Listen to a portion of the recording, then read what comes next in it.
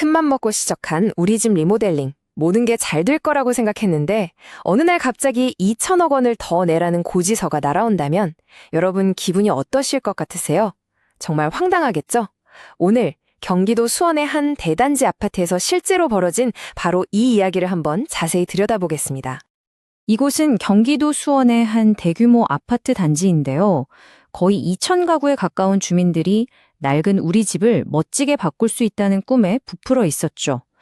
처음에는 모든 게 정말 순조로워 보였습니다. 그런데 말이죠. 지난 4월에 시공사로부터 공사비를 더 내라는 요청이 왔는데 그 금액이 무려 2천억 원이었던 겁니다. 정말 상상도 못할 액수죠. 주민들의 부푼 꿈이 한순간에 거대한 갈등으로 바뀌는 순간이었습니다. 아니, 대체 어떻게 2천억 원이라는 이런 어마어마한 돈이 갑자기 튀어나온 걸까요? 이 분쟁이 어디서부터 시작됐는지 그 핵심부터 한번 파고 들어가 보죠. 사건의 배경부터 좀 살펴볼게요. 수원에 있는 벽적골 아파트라는 곳이고요. 1842세대가 사는 꽤 큰 단지입니다.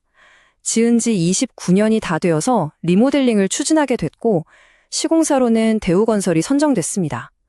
처음에 대우건설이 제안했던 공사비는 약 5,858억 원이었어요. 그런데 지난 4월 대우건설이 공사비를 올려달라고 요청을 한 겁니다. 기존 5,858억 원에서 자그마치 7,827억 원으로요. 퍼센트로 따지면 무려 33.6%나 오른 거예요. 이걸 세대별로 나눠보면 한 집당 1억 원이 넘는 돈을 추가로 부담해야 하는 그런 상황이 된 거죠. 자, 이렇게 엄청난 금액을 두고 양쪽의 입장은 어떨까요? 주민조합과 시공사, 양측의 주장이 아주 팽팽하게 엇갈리고 있는데요. 한번 들어보시죠. 먼저 주민조합 측의 주장은 크게 두 가지입니다. 첫째, 공사비 내역을 뜯어보니까 리모델링 대상도 아닌 상가랑 유치원 면적까지 포함해서 계산이 됐다, 이거고요. 둘째, 애초에 사업 면적 계산부터가 잘못됐다는 겁니다.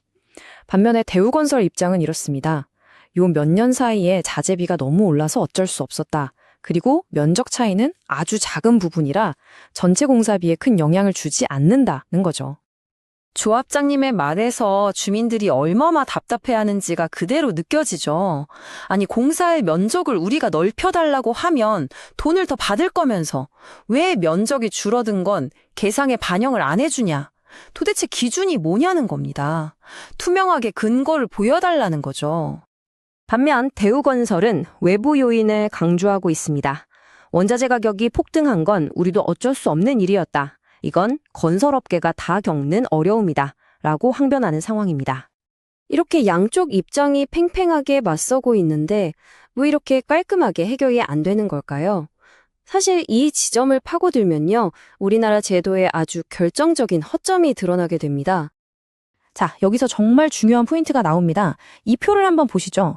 보통 우리가 아는 재건축이나 재개발은요. 도시정비법이라고 해서 공사비가 일정 비율, 그러니까 5%에서 10% 이상 오르면 반드시 전문기관한테 검증을 받아야만 해요. 이게 정말 합리적인 금액인지 따져보는 거죠. 그런데 이번 사례 같은 리모델링 사업은요. 적용되는 법 자체가 다릅니다. 주택법을 따르는데 여기에는 공사비 검증 절차가 아예 의무가 아니라는 겁니다. 그러니까 공사비 검증이라는 건 시공사가 돈 더 주세요라고 할 때 그 금액이 정말 타당한지 제3자가 객관적으로 심사해주는 제도거든요. 어떻게 보면 조합원들을 보호하기 위한 최소한의 안전장치인 셈인데 말이죠. 핵심이 바로 이겁니다.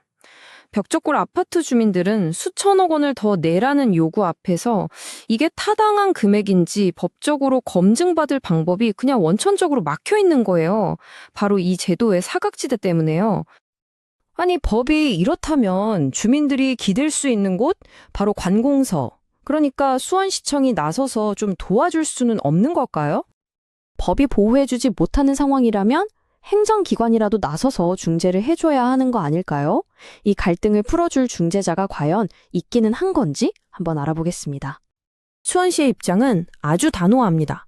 이건 기본적으로 조합과 시공사, 둘 사이의 사적인 계약 문제이기 때문에 시가 법적인 근거도 없이 끼어들 수가 없다는 거예요. 심지어 검증에 꼭 필요한 시공사의 내부 자료를 강제로 내놓으라고 할 권한조차 없다고 합니다. 사실상 시청도 손을 쓸 방법이 없는 거죠. 근데 이게 비단 수원시만의 문제는 아닙니다. 서울시 같은 경우는 조례를 만들어서 정비사업 코디네이터라고 민간 전문가들이 이런 분쟁을 중재해주는 제도를 운영하고 있거든요. 하지만 서울을 빼면 대부분의 다른 지자체는 이런 갈등을 중재하고 지원해줄 시스템 자체가 아예 없는 게 현실입니다. 결국 법적인 보호 장치도 없고 지자체가 중재에 나서주지도 못하는 상황. 자, 다시 벽적골 아파트 주민들의 현실로 한번 돌아와 보겠습니다. 시간 순서대로 보면 상황이 더 명확해집니다. 3년 넘게 잘 진행되던 사업이 4월에 공사비 증액 요청이 딱 들어오자마자 그대로 멈춰버린 게 보이죠. 추가 분담금을 최종 결정해야 하는 가장 중요한 총회가 계속해서 미뤄지고만 있는 겁니다. 곧 열릴 총회가 그야말로 운명의 갈림길입니다. 이 엄청난 추가 분담금을 받아들일지 말지를 결정하려면 전체 조합원의 과반, 즉 50% 이상의 동의를 얻어야 하거든요. 이 어마어마한 부담을 안고 갈 것인가? 아니면 이 사업 전체를 그냥 없던 일로 되돌릴 것인가? 그 기로에 서 있는 거죠. 결국 이 모든 제도적 허점의 피해는 고스란히 1842세대 주민들의 몫이 되고 말았습니다. 그들의 오랜 꿈 그리고 재정적인 미래까지 모두가 한치 앞을 내다볼 수 없는 안개 속에 갇혀버린 셈입니다. 이번 수원 아파트 사례는 우리 모두에게 아주 중요한 질문을 던지고 있습니다.